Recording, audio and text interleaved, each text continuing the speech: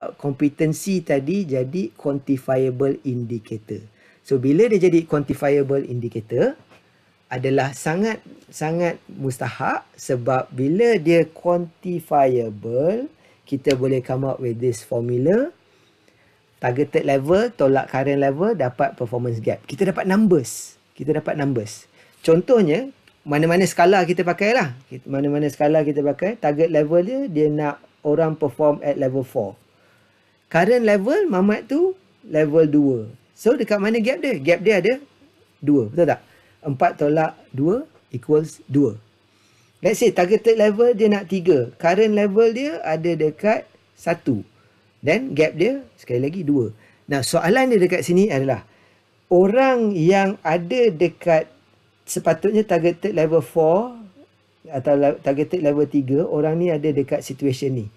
So, competency gap dia keluar, dua-dua keluar 2. Betul? So, mana lagi penting? Nak kena pentingkan yang ini atau nak pentingkan yang ini? A atau B? How do we justify?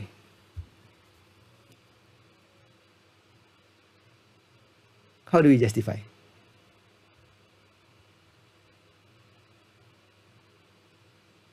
Yang bawah. A, B lah. B. Kenapa B? Kenapa B? Nombor apa yang membuatkan you rasa B tu perlu diutamakan?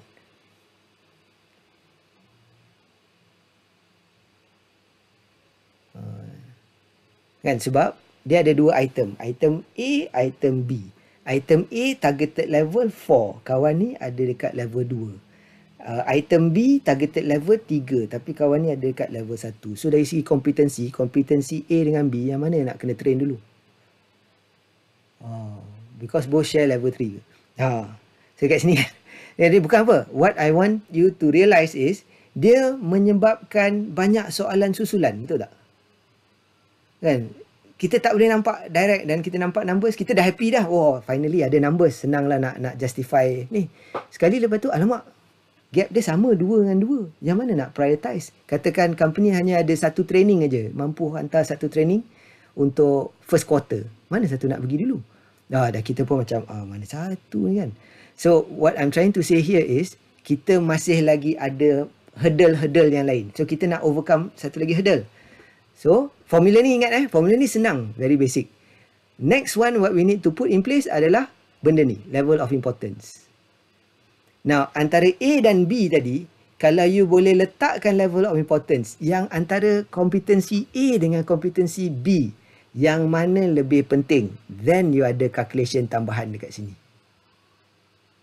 Faham So, contohnya, kompetensi A adalah sangat critical. So, weightage dia adalah A darab 4. Katakan B tadi, dia punya level of importance dia sebenarnya penting, tapi tak berapa sangat lah. So, B darab 2. So, contoh tadi, now, A tadi gap dia berapa? 2 kan? Gap A gap dia 2, yang ni pun darab 2. So, 4 kali 2 dapat, dah macam tuition budak sekolah pula. 2 kali 2 dapat 4. So, mana lagi priority nak kena pergi? Definitely yang ini. This is priority. Sebab apa? Kita identify level of importance. Ni penting. Kompetensi tadi kita list, tak ada masalah. List lupa. Kenapa kita letak yang ni atas, yang ni bawah, kan? Lupa kita tambah, kita lupa. So, best is bila kita put the competency tu, kita letak sekali level of importance. Kena bagi satu indikator macam ni. Bagi sekali dengan klien, kata, okay, ni kita punya lah. Kita rankingkan dia 1, 2, 3, 4. Less important sebab semua kompetensi penting. Takkan ada yang not important kan? Macam tak logik pula. You ada level of important, not important. Dia letak kompetensi tu buat apa? Betul tak? So, you have to have less important, highly important, critical. Tak ada, tak boleh. So, bila you ada ni, then setiap kompetensi masuk, you ada lagi satu kolom kat tepi tu, level of importance. So automatically katakan gap dia sama pun, you masih boleh define level of importance. Contoh kita buat lagi satu example Kompetensi A, gap dia 3. Kompetensi B, gap dia 1. Mana nak kena pergi dulu? Level of importance A, level of importance 1. B, level of importance 3.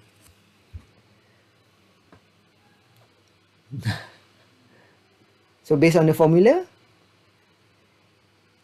kompetensi A gap 3, kompetensi B gap 1. Level of importance A 1, kita dapat markah dia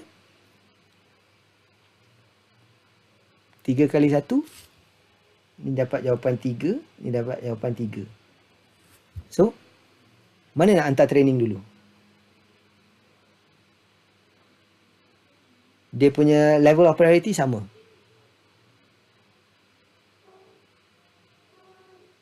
Kalau sama skor, which one? Exactly, betul. Kita ikut level of importance. So yang ini tetap jadi utamakan dulu. Yang ni priority naik. Sebab level of importance.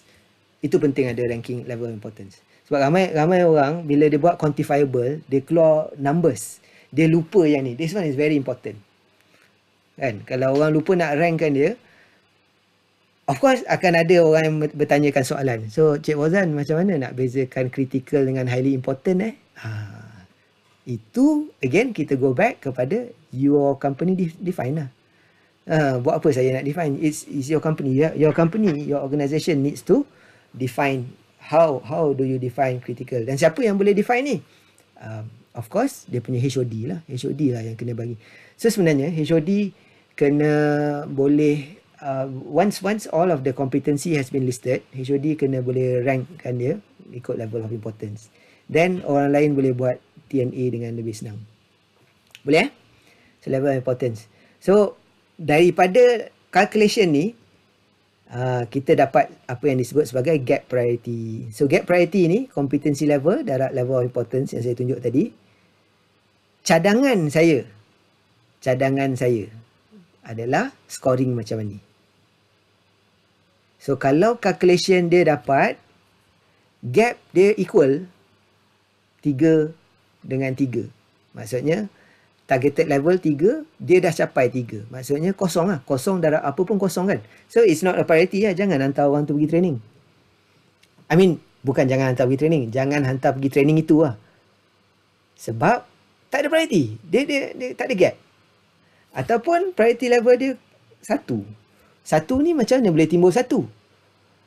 The possibility of timbul 1 adalah competency gap dia 1, level of importance dia 1. Sebab kalau 1 tak jumpa 1, tak dapat 1. Kan? 2 atau 3 medium priority. Yang ni you kena consider lah. Contohnya, importance level dia 1. Gap dia 2 dan 3. Tapi because level of importance dia rendah, therefore markah dia rendah dan medium priority. Kalau 4 ke 5 high priority, 6 ke atas very high priority. So berbalik kepada tadi punya calculation. Balik tadi punya tadi punya calculation. Kita dapat ni kita dapat 8 ni tadi. Gap dia 8. 8 kalau gap dia 8, level of important dia critical 4. Kan? So yang ni kan 8 ni. So kalau pergi kepada scoring ini high priority sebab 8. So kena pergi training sekarang secepat mungkin Betul tak? Adalah sedikit justification kepada kenapa kita push orang tu pergi training tu. Contohnya macam TTT kan. Kalau dia memang very critical, 4 markah, level of importance dia 4, competency gap dia memang ada gap kat situ, maksudnya dia tak ada cert. Tak ada cert tu kira competency gap lah kan. Darab dengan level of importance memang kena pergi. Okay, kalau dia darab macam tadi, gap dia gap dia, dan ni dapat 3 dengan 3, dia akan belajar kat sini kan, yang level of importance 3, level of importance dia 3, gap dia 1, so kat sini dia dapat 3, dia ada kat sini. Ataupun level of importance dia 1, gap dia 3, sama juga, either way dia medium priority lah. So you have to judge lah level of importance ni. Sebab apa? Gap dia sikit sangat, dia hanya boleh tak boleh, sama dia nak pergi atau tak pergi, bukan high priority. Yang paling high priority adalah yang ni. Any questions? Okay, just nak clarify, level of importance boleh vary from one organisation to another. Exactly. Sangat vary. Sebab dia pergi kepada level of importance ni, kalau nak dibuka cerita kan, dia pergi kepada, ingat tak dalam TTT ada 3 level ni. Organisation goal, organisation needs, kita ada department needs dengan individual needs. Ingat tak? Ingat kan? Okay. So organisation needs ni berubah based on dia punya business strategy. So business strategy dia mungkin menyebabkan certain level of importance ni dibezakan markah dia. So contohnya kan, cost down atau cari new client. Cost down dengan cari new client, kalau dia lebih fokus kepada cost down, level of importance tinggi, dan kemahiran berkaitan dengan cost down tu jadi level priority dia tinggi. Level of importance dia tinggi. Tapi kalau dia kena cari new client tu sebagai very important dalam case business strategy dia, jadi orang tu perlu ada that kompetensi pada that level. Get what I mean? Boleh? Khairul, okay? Any other question? Ada apa-apa lain soalan dekat sini?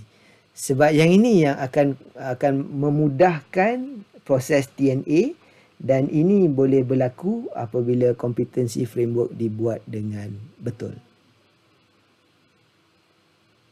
Rubrics tu lah, rubrics tu dan 2 elemen ni. Sebab satu ni selalu orang dapat rubrics, dia lupa nak letakkan pengkali dia, pendarab dia, weightage. People tend to forget the weightage. Boleh?